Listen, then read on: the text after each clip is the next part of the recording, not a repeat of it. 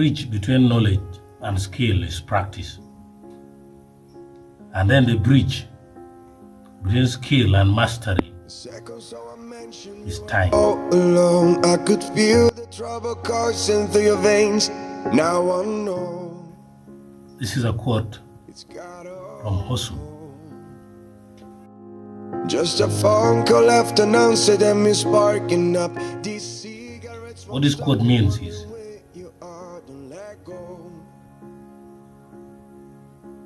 the road to expatriate. How do you get to expatriate on the skill that you really have?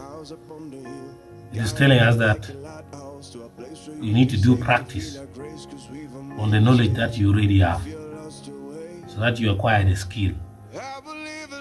That's a step ahead. Then from the skill that you have,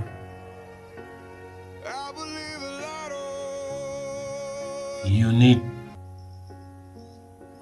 to spend time on the skill, practicing it, doing it, so that you get the mastery. And that mastery is the expatriate.